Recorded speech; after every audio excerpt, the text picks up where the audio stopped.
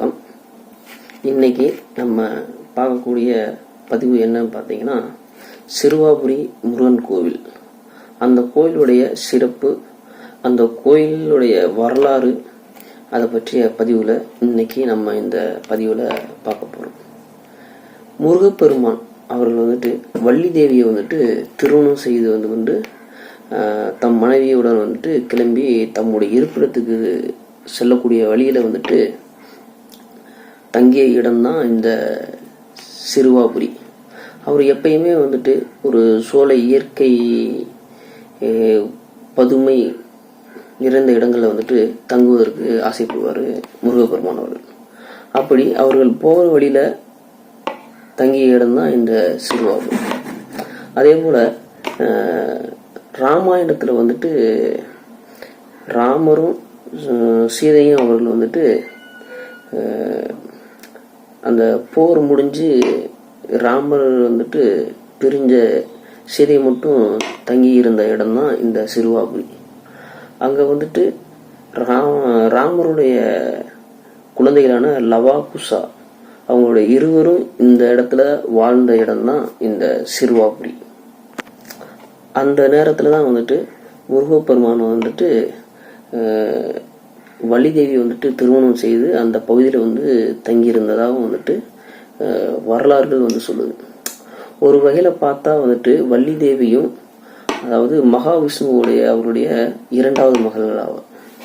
அந்த முருகப்பெருமான் அவர்கள் மனமுடித்து வேடனினுடைய அதாவது வள்ளி அவர்கள் வேடனுடைய மகளாக வேடனாக முருகப்பெருமான திருமணம் செய்வதற்காக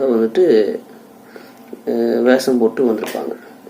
அப்படி வள்ளியை திருமணம் செஞ்சுட்டு அந்த இடத்துக்கு அதாவது சிறுவாபுரிக்கு வரும்போது மகாவிஷ்ணு அவர்கள் பார்க்க போயிருப்பாங்க. அந்த டயத்துல சிவபெருமான் அவர்களும்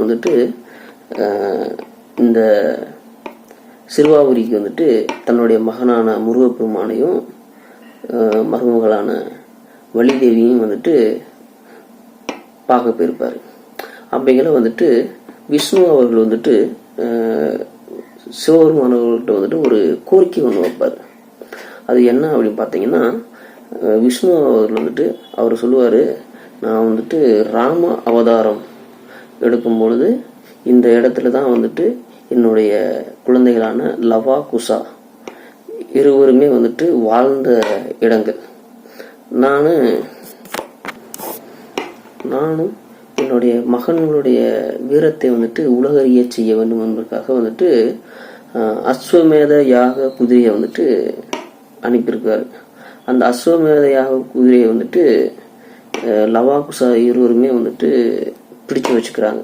அப்படிங்கிற ராமர் அந்த குதிரையை பெற்றுக்கொள்வதற்காக முயற்சி செய்யும் பொழுது அந்த லவா குசா அவரது ராமருடைய மகன்கள்கிட்ட தோல்வி அடைஞ்சு சீதை அவர்களுடைய மூலமாக ராமருக்கு இவங்க இருவருமே தங்களுடைய குழந்தைகள் அப்படின்னு தெரிஞ்சுக்கிற மாதிரி ஒரு நிகழ்வுகள் நடந்த இடம்தான் இந்த சிறுவாபுரி. இப்படி என்னுடைய லவா குசா அவர்களுடைய பெருமையும், என்னுடைய மகளான வள்ளி அவருடைய பெருமையும், முருகனின் அவருடைய பெருமையும் சேர்ந்து இந்த இடத்துக்கு மேலும் பெருமை சேர்க்க வேண்டும் அப்படின்னு விஷ்ணு அவர்கள் சிவபெருமான் அவர்கள்ட்ட ஒரு கோரிக்கை ஒன்று வைப்பாரு. சிவபெருமானும் முருகப்பெருமான்ட்ட மகாவிஷ்ணு அவர்கள் சொன்ன அந்த விஷயத்தை கூறி இந்த இடத்துல சிறிது நாள் தங்கி இருந்து இங்க வரக்கூடிய மக்களுக்கு ரட்சித்து, அதாவது ஆசீர்வாதம் கொடுத்து, ஆசீர்வாதம் பெற்று அவர்களுக்கு வேண்டியதை செஞ்சு கொடுக்கணும் அப்படின்னு சிவபெருமான் அவர்கள் சொல்றாரு. அதனாலதான் இங்க சிவபெருமான், மகாவிஷ்ணு, பைரவர், வள்ளி தேவி, முருகன் அப்படின்னு எல்லாருக்கும் இங்க கோயில்கள் இருக்கு. இந்த இடத்துல லவா குசா இருவர்களுமே வாழ்ந்திருந்தாலும் இங்க முருகப்பெருமானுக்கு தான் அதிக பெருமை சேர்க்கப்பட்ட இடமாக இந்த சிறுவாபுரி கோயில் இருக்குது.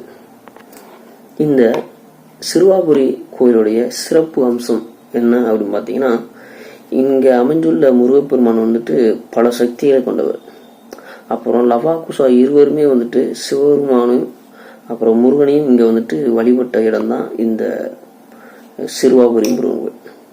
அப்புறம் வள்ளி தேவியை திருமணம் முடிச்சு ஜோடியாக வந்து முருகனுடைய தங்கியதால் வந்துட்டு இங்கே வந்துட்டு திருமணம் தடை உள்ளவர்கள் வந்துட்டு இங்கே வந்துட்டு இந்த கோயிலில் வந்துட்டு முருகனை வந்துட்டு வணங்கினா அவங்களுடைய திருமண தடை நீங்கி கூடி சீக்கிரம் கல்யாணமாகும் அப்படின்னு சொல்லுவாங்க. அதுக்கப்புறம் நல்ல தங்கும் இடம் அமையும். அதாவது நல்ல தங்கும் இடம்னா வீடு நிலவுலங்கள்லாம் வாங்கி சந்தோஷமாக வாழலாம். அப்புறம் நோய் நொடிகள் விலகும், அப்புறம் செல்வம் பெருகும். இப்படின்னு பல விஷயங்கள் வந்துட்டு இந்த கோயிலுக்கு போனால் நடக்கும் அப்படின்னு பெரியவர்கள் முன்னோர்கள் வந்துட்டு கூறியிருக்காங்க. அதே போல் வந்துட்டு இங்கே வந்துட்டு அருணகிரிநாதர் பாடல் பெற்ற தலமாகவும் இந்த கோயில் வந்துட்டு வருது. அதே போல் இந்த கோயிலில் இந்த ஊரில் வந்துட்டு ஒரு முருகம்மை அப்படின்னு ஒரு பெண்மணி வந்துட்டு எப்பயுமே வந்துட்டு முருகப்பெருமானுடைய பாடல்களே வந்துட்டு பாடிக்கிட்டு முருகனுடைய நினைவாகவே இருந்திருக்காங்க முருகம்மை அப்படிங்கிற ஒரு பெண்மணி. அப்பொழுது வந்துட்டு தன்னுடைய கணவர் அவர்களோட, அதாவது அந்த முருகம்மை அவர்களுடைய கணவர் வந்துட்டு எப்போ பார்த்தாலும் முருகனுடைய பாடலே பாடிக்கிட்டு இருக்கிற அப்படின்னு சொல்லிட்டு அவங்களோட அந்த பெண்மணியுடைய 2 கைகளையுமே வந்துட்டு வெட்டி விடுறாரு. உடனே வந்துட்டு முருகப்பெருமான் வந்துட்டு அந்த அவங்களுடைய கணவர் மேலே வருத்தப்பட்டு அந்த முருகம்மைங்கிற பெண்மணிக்கு வந்துட்டு முருகப்பெருமான் வந்துட்டு காட்சியளிக்கிறார். காட்சியளித்து அந்த முருகம்மைங்கிற பெண்மணிக்கு அவர்களுக்கு அதே கைகளை வந்துட்டு எந்த தடையுமே இல்லாத மாதிரி சேர்ற மாதிரி வைக்கிறாரு முருகப்பெருமான் அவர்கள். இது வந்துட்டு உண்மையிலே நடந்த கதை அப்படின்னு மக்கள் வந்துட்டு சொல்றாங்க. ஒரு குறிப்பிட்ட முறையில், அதாவது ஒரு 6 வாரங்கள் வந்துட்டு இங்கே உள்ள முருகனை வந்துட்டு துயர்ந்து 6 வாரங்கள் வந்துட்டு வணங்கினால் வந்துட்டு இங்கே வந்துட்டு நினைத்தது நடக்கும் அப்படின்னு ஒரு நம்பிக்கை. அப்புறம் இந்த ஆலயத்தில் ஒரு விசித்திரமான இது என்ன பார்த்தீங்கன்னா, இங்கே உள்ள சிலைகளும் மூலவர் தவிர, அதாவது மூலவர் சன்னதியை தவிர மற்ற கோயில்கள் சாமிகள் சிலைகள் எல்லாமே வந்துட்டு பச்சை நிற கல்ல வந்துட்டு செய்யப்பட்டிருக்கும். இந்த ஆலயத்தில் உள்ள சன்னதிகள் வந்துட்டு அண்ணாமலையார், அப்புறம் உண்ணாமலையம்மன், ஆதி விநாயகர், நாகர், அப்புறம் பைரவர், முனீஸ்வரர், அப்புறம் அருணகிரிநாதர் உற்சவ மூர்த்தி திருமண கோலத்தில் உள்ள வள்ளி முருகன், அப்புறம் 4 கரங்களுடைய முருகப்பெருமான் மற்றும் சண்டிகேஸ்வரர் போன்றவர்களும் வந்துட்டு இந்த கோயிலில் இருக்காங்க.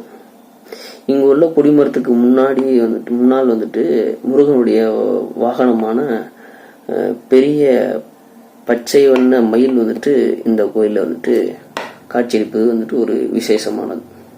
இந்த கோயில் எங்க இருக்கு அப்படின்னு பார்த்தீங்கன்னா, சென்னையிலேருந்து கொல்கத்தா தேசிய நெடுஞ்சாலையில் போகிற வழியில் சின்னம்பேடு அப்படிங்கிற ஒரு கிராமத்தில் சிறுவாபுரி அப்படிங்கிற ஒரு இடத்துல வந்துட்டு இந்த கோயில் இருக்குது. இந்த கோயிலுக்கு செல்றதுக்கு கோயம்பேடுலேருந்தும் பஸ் இருக்குது. அப்படி இல்லைன்னா ரெட் ஹில்ஸ் வந்தால் அங்கேருந்து பஸ்ஸு, ஆட்டோ அப்படின்னு நிறையா இருக்குது. இந்த கோயிலை ஈஸியாக போய் அந்த கோயிலை போய் தரிசிக்கிறதுக்கு வழிகளும் இருக்குது. நன்றி, வணக்கம்.